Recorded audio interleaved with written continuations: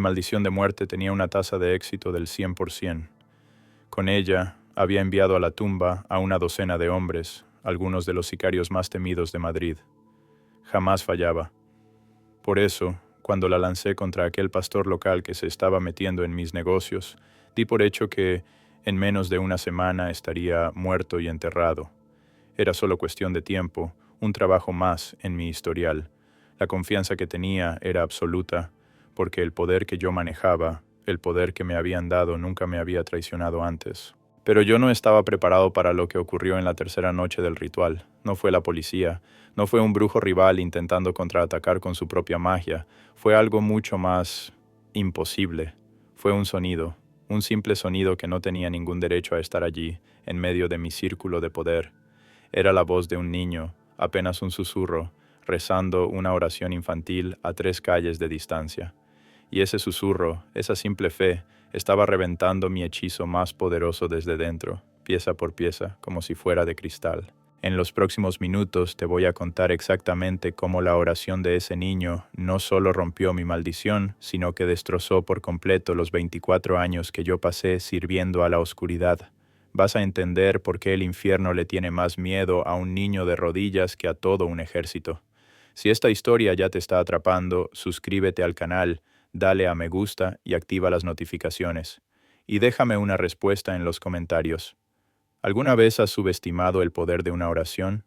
Para que entiendas cómo llegué a ese punto, a ser un esclavo de la oscuridad, tengo que volver al principio de todo. Para que entiendas por qué llegué a ese punto, a vender mi alma por poder, tenemos que volver a los años 80, a un barrio de Madrid donde la heroína se llevaba a la gente más rápido que una enfermedad. Mi madre trabajaba en 2 sitios distintos, así que a mí me crió la calle. Era invisible, uno más en la pandilla, un pez pequeño en un mar lleno de tiburones. Veía a los jefes del barrio, cómo se movían, el respeto que imponían con solo una mirada. Tenían dinero, tenían mujeres, pero sobre todo tenían control, y yo no tenía nada. El motor que me movía por dentro era un odio profundo a sentirme una víctima. Odiaba esa sensación en el estómago, la de saber que tu vida dependía del humor de otro, de si le caías bien o mal a la persona equivocada. Juré que nunca más me sentiría así. No quería suerte, no quería favores, quería poder. El tipo de poder que te permite mover las piezas del tablero en lugar de ser una de ellas. Quería que el mundo se doblegara ante mí en lugar de que el mundo me pasara por encima cada día. Y entonces el jefe de la banda local se fijó en mí. No me ofreció solo un trabajo vendiendo droga. Vio el hambre en mis ojos y me ofreció algo más. Me habló de protección, de un poder que iba más allá de las navajas y las pistolas. Me dijo que podía enseñarme a intimidar a mis rivales sin tocarlos, a asegurar mi lealtad a través del miedo puro. Fue mi primera invitación al ocultismo, presentada como una simple herramienta de negocio. Acepté sin dudarlo, sin saber que estaba firmando un contrato que me costaría todo. Estaba a punto de empezar mi verdadero entrenamiento. Al principio, mi mentor me lo vendió como una simple ventaja en el negocio. El primer ritual fue en un sótano húmedo en Carabanchel. Olía a incienso rancio y a algo más, algo metálico. Me enseñó a proteger un cargamento de droga que iba para el norte, un envío que sabíamos que la policía tenía en el punto de mira. Dibujamos símbolos en el suelo, recitamos unas palabras que apenas entendía. Te juro que sentí como la temperatura de la habitación bajaba de golpe. 2 días después, la furgoneta pasó por 3 controles sin que nadie la parara. El dinero llegó y yo sentí el primer subidón de ese poder. Ese éxito me enganchó por completo. Ya no era suficiente con recibir protección. Quería ser yo quien la diera, quien la quitara. Empecé a aprender a lanzar mis propios hechizos, cosas pequeñas al principio, para intimidar a un rival que se pasaba de listo. Un día, el matón de una banda contraria tuvo un accidente de moto muy raro, justo después de que yo hiciera un trabajo contra él. Mi fama empezó a crecer. Ya no era solo Javier el camello, era Javier, el tipo al que no se le toca. Los rivales me evitaban, mi gente me temía, y eso, para mí, era mejor que el respeto. Pero con el poder empezaron a llegar las sombras, literalmente. Empecé a ver figuras oscuras por el rabillo del ojo, sobre todo de noche. Tenía pesadillas horribles, tan reales que me despertaba empapado en sudor, con el corazón a punto de salírseme del pecho. Se lo comenté a mi mentor, y él solo se rió. «Es normal», me dijo. Son ellos que te están reconociendo. Tu poder está creciendo. Empecé a sentir un frío constante en el cuerpo, un frío que venía de dentro y que no se iba ni en pleno agosto. Mi madre me miraba a los ojos y me decía que ya no me reconocía. En pocos años había llegado a un nivel que ni imaginaba. Ya no era un aprendiz, era un maestro del oficio oscuro, capaz de lanzar maldiciones complejas. Tenía el dinero, el estatus y el miedo que siempre había deseado, pero vivía en una paranoia constante, sin poder confiar en nadie, y el frío en mis huesos era ya parte de mí. Ignoré todas las señales de alarma porque estaba enganchado al poder. Era mi identidad. Estaba en la cima de mi pequeño infierno personal, sin saber que el diablo estaba a punto de venir a cobrar la factura con intereses. La factura empezó a llegar y lo hizo por donde más me dolía, mi madre. Ella, una mujer de fe sencilla, me miró un día a los ojos y vi cómo se le rompía el corazón. Javier, me dijo con la voz quebrada por las lágrimas, ya no te reconozco. Hay una oscuridad en ti que me hiela el alma. Mientras esa cosa viva en ti, no puedes vivir en mi casa. Esa fue la última vez que la vi en años. Perdí a la única familia que me quedaba, y con ella se fue el último resquicio de luz que había en mi vida. El frío en mis huesos se hizo permanente. El poder que yo manejaba no era gratis, ni siquiera era mío. Era un préstamo con unos intereses imposibles de pagar. Las entidades a las que servía exigían obediencia constante, rituales, sacrificios. Me convertí en su esclavo. Intenté dejarlo, te juro que lo intenté 2 veces. La primera, mi socio más cercano tuvo un accidente de coche que lo dejó en silla de ruedas. La segunda, un incendio misterioso destruyó el almacén con toda mi mercancía.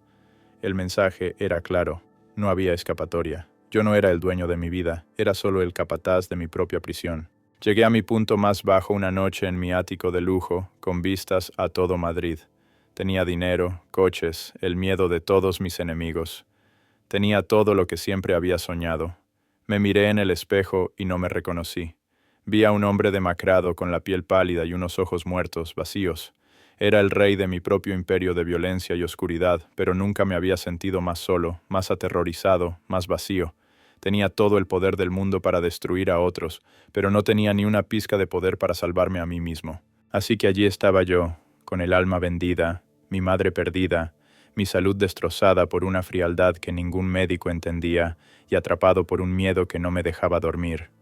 Mis 2 intentos de escapar solo habían traído desgracia a la gente de mi alrededor, demostrándome que mi voluntad no servía para nada. Estaba completamente solo, sin esperanza y esperando que todo acabara. No sabía que mi final no era el que yo esperaba. Estaba a punto de toparme con un poder que haría que mis 24 años de brujería parecieran un juego de niños. Y fue en esa desesperación, en mi ático con vistas a un Madrid que parecía mío, donde todo se vino abajo. El detonante fue un trabajo que parecía sencillo, una maldición de muerte contra un tal pastor Alejandro, un predicador que estaba rescatando a algunos de mis mejores distribuidores. Llevaba 3 noches con el ritual, un trabajo de 7 días que nunca fallaba, pero en la 4ª noche algo se rompió. Un sonido, un susurro imposible, se coló en mi círculo de poder. Al principio era débil, casi una interferencia, pero poco a poco se hizo más y más claro, volviéndome loco. Exigía a la entidad que había invocado que terminara el trabajo, que silenciara lo que fuera que estuviera pasando. Pero por primera vez en 24 años, el ser que yo comandaba se agitó, no para obedecer, sino con miedo. Estaba furioso. ¿Miedo de qué? ¿De un susurro? Y entonces, para explicarme por qué no podía cumplir mis órdenes, me mostró la fuente. La visión me arrancó de mi ático y me lanzó a otro lugar. Las palabras del susurro ahora eran perfectamente nítidas.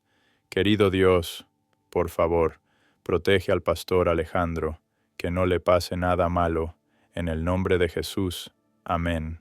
Me vi flotando en la esquina de un dormitorio pequeño y humilde. Allí, arrodillado junto a su cama, había un niño de unos 8 años, Miguel. No había nada especial en él, solo un niño en pijama rezando antes de dormir. Pero cuando pronunció esas palabras, vi lo que veía el demonio. Del niño brotó una columna de luz pura, blanca, tan intensa y santa que me dolía físicamente mirarla. Vi a mis demonios, las mismas entidades aterradoras que habían atormentado a hombres adultos encogerse de miedo, incapaces siquiera de acercarse a la pureza de aquella luz. No era un escudo, era un cañón de fuego. El shock me devolvió a mi cuerpo. Ignorando lo que había visto, lleno de orgullo y rabia, intenté forzar el ritual, gritar los encantamientos con más fuerza. Fue entonces cuando sentí un golpe. No vi nada, pero fue como si un muro sólido e invisible me golpeara en el pecho.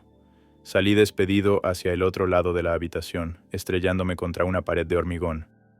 El dolor agudo en mi costado me confirmó que tenía varias costillas rotas. Por primera vez en mi vida, un poder me había dominado físicamente, y no era un poder oscuro, era limpio. Allí tirado en el suelo, con el ritual destrozado y el cuerpo roto, no sentí arrepentimiento. Sentí una conmoción absoluta y una necesidad casi científica de entender. ¿Qué era ese poder? Había pasado 2 décadas estudiando las leyes del ocultismo, pero nada, absolutamente nada, me había preparado para la fuerza pura y cruda que emanaba de la fe de un niño. Mi mundo se había hecho añicos. Lo que vi esa noche cambió las reglas del juego. Si esta revelación te está impactando, dale a me gusta y cuéntame en los comentarios, ¿has sentido alguna vez un poder que no podías explicar? Después de aquella noche, pasé semanas intentando procesar lo que había visto. Hablé con el pastor Alejandro, no como un creyente, sino como un investigador. Necesitaba entender las reglas de ese nuevo poder, y lo que aprendí me heló la sangre más que cualquier demonio. Desde mi perspectiva, en el mundo espiritual, yo podía ver las oraciones. La mayoría de las de los adultos eran como pequeños escudos de luz que parpadeaban, llenos de agujeros por la duda, el miedo o el pecado que no habían confesado. Nuestras maldiciones buscaban esas grietas, esos puntos débiles, y casi siempre los encontrábamos. Eran una defensa, pero una defensa imperfecta. La oración de una iglesia entera era diferente, más fuerte. Se veía como una gran cúpula de luz translúcida sobre la congregación, mucho más difícil de penetrar. Pero seguía siendo un escudo, una barrera. Lo del niño, lo de Miguel, era otra cosa. No era un escudo defensivo, era un arma ofensiva. Era un pilar de fuego puro que conectaba la tierra y el cielo, un canal directo, sin filtros, al poder de Dios. Recuerdo un trabajo que hice contra un rival cuya abuela rezaba por él. La maldición tardó semanas en hacerle efecto y solo fue a medias, como golpear un cristal muy grueso. Pero lo de Miguel no solo bloqueó mi maldición, la desintegró y me la devolvió. Nuestra estrategia en la oscuridad siempre era la misma: atacar primero la fe de la persona. Sembrábamos semillas de duda, tentación y peleas para debilitar sus defensas espirituales, para crear esos agujeros en el escudo. Pero no pudimos tocar a Miguel. Su fe era absoluta, sin complicaciones. Él simplemente le pidió a Dios que protegiera al pastor y creyó, sin dudar un segundo, que ya estaba hecho. No había grietas que explotar. Había aprendido que la duda de un adulto es una puerta para el mal, pero la fe simple de un niño es un arma inquebrantable. Entender esto fue una cosa. Sobrevivir a lo que vino después, cuando el infierno se dio cuenta de que me había perdido, esa fue una guerra completamente distinta. Cuando crees que has escapado del infierno, te das cuenta de que el diablo no te suelta el contrato tan fácilmente. El demonio con el que había pactado vino a por mí con todo. Los primeros 6 meses fueron una guerra sin cuartel.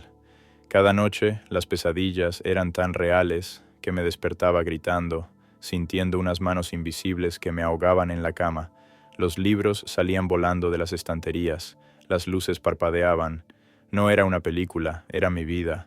Solo pude romper esa opresión con semanas de oración intensa, ayuno y sesiones de liberación con el pastor Alejandro. Fue una batalla cuerpo a cuerpo por mi alma.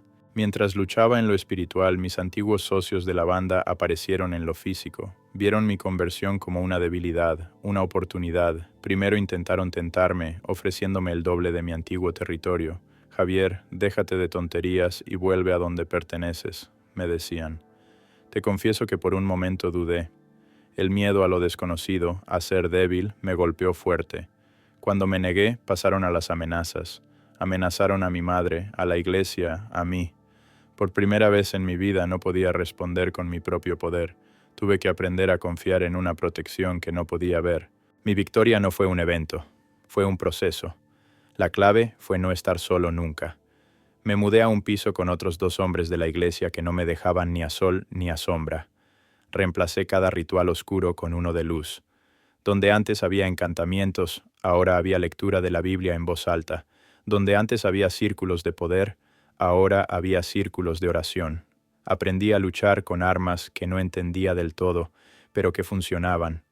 Cada vez que el miedo me paralizaba, uno de mis nuevos hermanos ponía una mano en mi hombro y decía, «Mayor es el que está en ti». Y lo repetíamos hasta que el miedo se iba. Así que esas fueron mis batallas. Una guerra espiritual directa contra el demonio que me reclamaba. Una guerra física contra mis antiguos socios que me querían muerto o de vuelta. Y una guerra interna contra el miedo y la tentación de volver al único poder que conocía. ¿Tuve recaídas? Claro, hubo noches de terror puro en las que pensé que no lo lograría, pero no volví a caer. Cada vez que tropezaba, la comunidad me levantaba. La guerra más intensa duró esos primeros 6 meses. Después de eso, los ataques se espaciaron. Aprendí a vivir en una paz vigilante, sabiendo que la guerra nunca termina, pero que ya no lucho solo. Han pasado años desde esas primeras batallas. El hombre que buscaba poder para controlar el mundo murió en aquel suelo, con las costillas rotas. Antes mi fuerza venía de comandar demonios. Hoy la encuentro sirviendo a los niños en la iglesia, el mismo lugar que antes quería destruir. ¿Y mi madre? Volvimos a hablar, sí, pero nos costó años reconstruir la confianza. El dolor que le causé dejó cicatrices profundas que el tiempo no borra del todo. Ella ve el cambio en mí, pero el recuerdo de la oscuridad que llevé a su puerta es algo con lo que ambos vivimos. El frío constante en mis huesos, ese que ningún médico podía explicar, desapareció. La paranoia que me mantenía despierto por las noches fue reemplazada por una paz que no tiene sentido.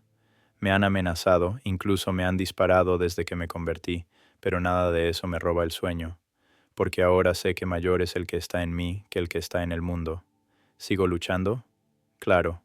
A veces, cuando me siento acorralado, el viejo instinto de resolver las cosas con violencia o poder oscuro susurra en mi mente. Es una batalla diaria. Antes estaba solo, rodeado de gente que me temía. Hoy tengo una familia. El pastor Alejandro, el hombre que intenté matar, es mi hermano. Me ha visto en mis peores momentos y nunca me ha soltado. Y Miguel, el niño cuya oración me salvó, ahora es un adolescente y me llama tío Javi. A veces me mira y me dice que mis ojos ya no están vacíos. Soy mentor de jóvenes del barrio, chicos como yo, y les muestro que hay una salida, que no tienen que vender su alma por un poco de respeto o poder. Así que este soy yo hoy. La relación con mi madre está sanando, aunque las cicatrices del pasado nos recuerdan de dónde vengo. El frío en mi cuerpo se fue, pero la batalla contra mis viejos instintos es diaria. He cambiado el poder sobre los demás por el servicio, y el aislamiento por una verdadera familia. Ya no soy el rey de un imperio de miedo, sino un siervo en la casa de Dios, y todo lo que aprendí en esta locura, toda la verdad que descubrí, se reduce a una sola cosa que me enseñó un niño de 8 años. Durante 24 años me convertí en un experto en la oscuridad, aprendiendo las leyes del mundo demoníaco. Podría haberte dicho los nombres de 100 demonios. Pero en una sola noche, la lección espiritual más profunda de todas me la enseñó un niño de 8 años. La fe más pura es el arma más poderosa del universo. Nosotros, los adultos, lo complicamos todo. Dudamos, analizamos, tenemos miedo. Un niño simplemente cree. Lo más aterrador para el reino de las tinieblas no es un ejército ni un teólogo. Es un niño de rodillas que cree de verdad cuando dice, en el nombre de Jesús. Y si tú estás ahora mismo en la vida en la que yo estaba, si estás buscando poder y control, déjame decirte una verdad que a mí me costó el alma aprender. Ese poder que crees manejar no es tuyo. No eres el amo, eres el esclavo, y tú conoces perfectamente el miedo del que hablo. Vives con un terror constante a fallarles a tus amos oscuros, pero quiero que sepas que hay una salida. El mismo poder en el nombre de Jesús que rompió mi hechizo más fuerte puede romper cada cadena que te ata en este mismo instante. Soy la prueba viviente de que se puede escapar. Por eso te pido que hagas 2 cosas. Primero, enseña a tus hijos a orar, no solo a repetir las palabras, sino a entender que su fe tiene un poder real que cambia el mundo y aterroriza a la oscuridad. Y segundo, te insto a que aprendas a orar como un niño otra vez. Deja a un lado tus dudas, tu cinismo y simplemente habla con Dios con una fe honesta y directa. No tienes ni idea del poder que estás a punto de desatar en tu vida. Si este testimonio te ha impactado, suscríbete al canal para no perderte más historias de transformación. Dale a me gusta para que este mensaje llegue a más gente y compártelo con esa persona que sabes que necesita escucharlo. Y por favor, déjame tu historia o tu petición de oración en los comentarios, porque estaré leyéndolos. Empecé esta historia hablando de una maldición de muerte que nunca fallaba, y la termino con la verdad que me salvó. No hay oscuridad tan grande que no pueda ser destrozada por la oración de un niño.